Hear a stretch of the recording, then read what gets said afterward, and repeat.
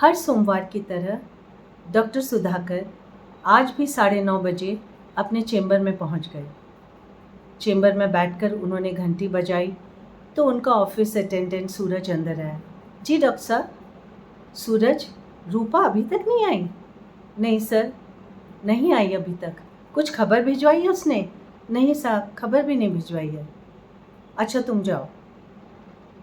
जैसे ही सूरज बाहर गया, हाँफते हाँफते रूपा चेंबर के अंदर पहुंची और एक सांस में कह गई, सॉरी डॉक्टर साहब, आगे से देर नहीं होगी। डॉक्टर साहब मुझे माफ़ कर दो, बूढ़ी सास बहुत बीमार है, अब क्या करूं। उसके लिए खिचड़ी विचड़ी बनाई और जैसे ही तैयार होकर आने लगी तो कह बैठी थोड़ा सा दलिया भी बना जा। अब क्या करती साहब, बेचारी बूढ़ी है, बीमार है। अब मेरा भी मन नहीं मानता है उसकी सेवा थोड़ा बहुत कर दूं तो 2-4 पुण्य मैं भी कमा लूँ। अरे अरे चुप रहो रूपा, मुझे तो बोलने का मौका दो, तुम ही बोले जा रही हो। चुप हो गई रूपा। रूपा, तुम्हारे घर में जो भी परेशानी है ये तुम्हारी प्रॉब्लम है। हॉस्पिटल का काम बहुत ज़रूरी होता है, यहाँ टाइम की कीमत होती है।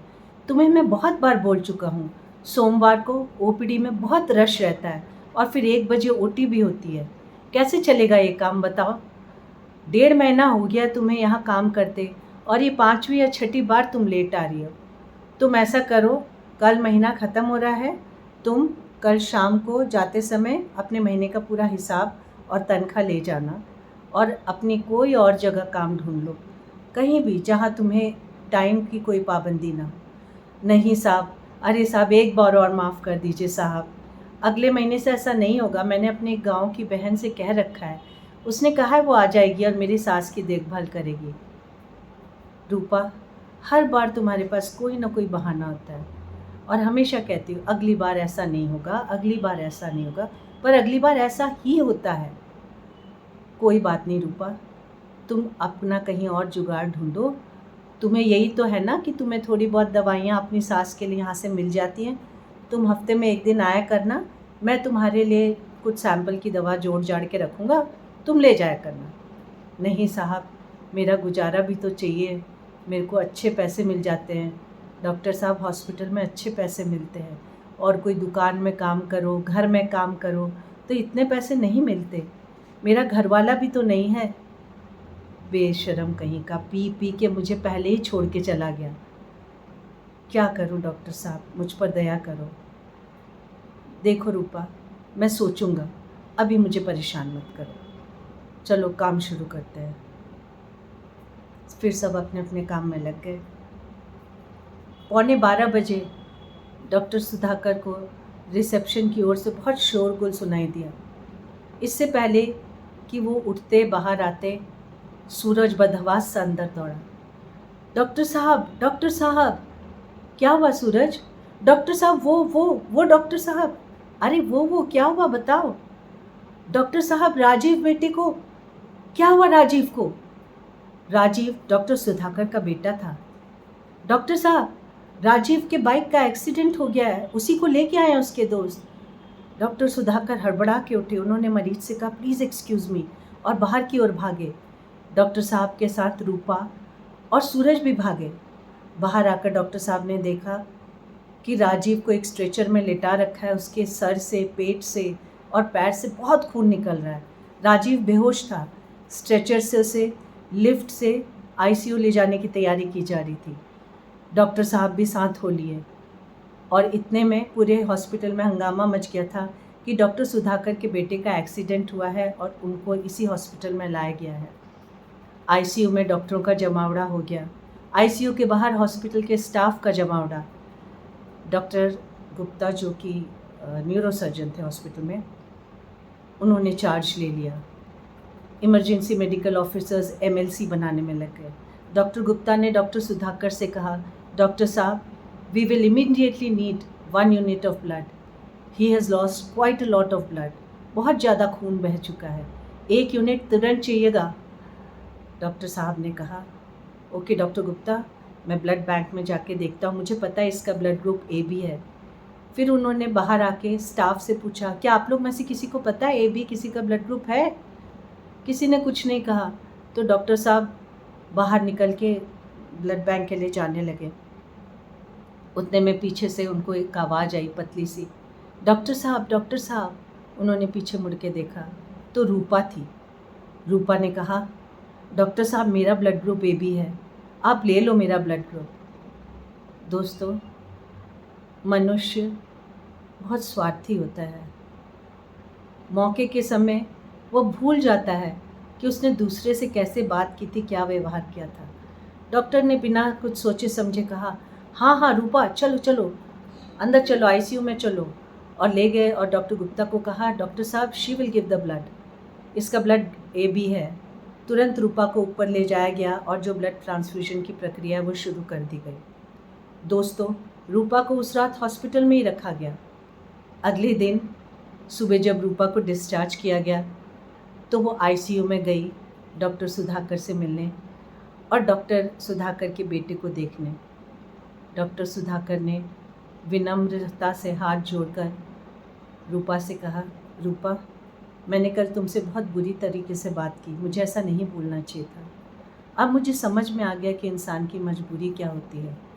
मेरी बात का बिल्कुल बुरा मत मानना, तुम इसी हॉस्पिटल में काम कर सकती हो।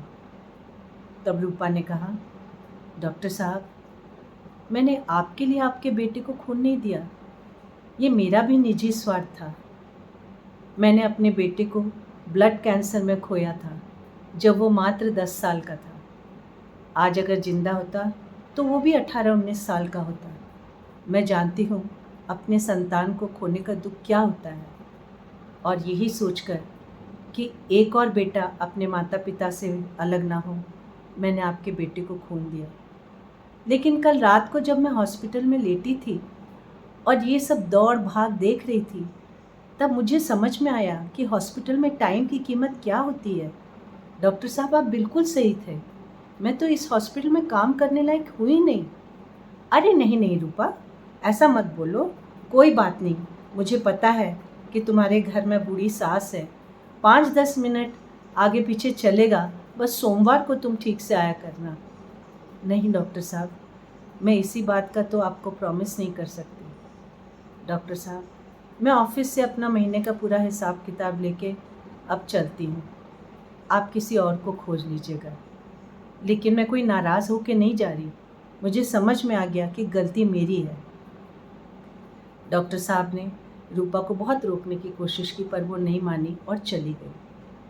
डॉक्टर साहब का बेटा राजीव 2 हफ्ते हॉस्पिटल में रहा, फिर ठीक होके घर आ गया। क्योंकि मैं उसी हॉस्पिटल में काम करती थी, तभी मुझे पता चला कि डॉक्टर साहब का बेटा भी PG कर रहा था, वो फिजिशियन बनना चाहता था। और ये भी पता चला कि डॉक्टर साहब की बेटी भी डॉक्टर है, लेकिन वो विदेश में है। और डॉक्टर साहब की पत्नी का देहांत बहुत पहले ही हो चुका था, ये तो हम सभी को पता था। दोस्तों, इतनी तक की कहानी मुझे पहले पता थी, फिर उसके बाद मैंने भी वो हॉस्पिटल छोड़ दिया। आगे की कहानी मुझे 10 साल बाद पता चली, जब मैं एक कॉन्फ्रेंस में डॉक्टर राजीव से टकराई। डॉक्टर राजीव को मैंने देखते ही पहचान लिया, उन्होंने भी पहचान लिया। नमस्ते पुरस्ते के बाद मैंने उनसे पूछा, और डॉक्टर साहब कैसे हैं? उन्होंने कहा, पापा यानी डॉक्टर सुधाकर की तो उसी साल जब उसका एक्सीडेंट हुआ था, 5-6 महीने बाद कार्डियक अरेस्ट से डेथ हो गई। फिर खुद ही डॉक्टर राजीव ने मुझे कहा, मैम आपको रूपा की याद है? मेरे को सच में याद नहीं था। मैंने कहा, कौन रूपा? वही जिन्होंने मुझे ब्लड दिया था जब मेरा एक्सीडेंट हुआ था। तब मुझे अचानक याद आ गई। मैंने कहा, हाँ हाँ, हल्की हल्की याद है। क्या हुआ? उसको तो पापा ने तुम्हारे निकाल दिया था ना हॉस्पिटल से फिर?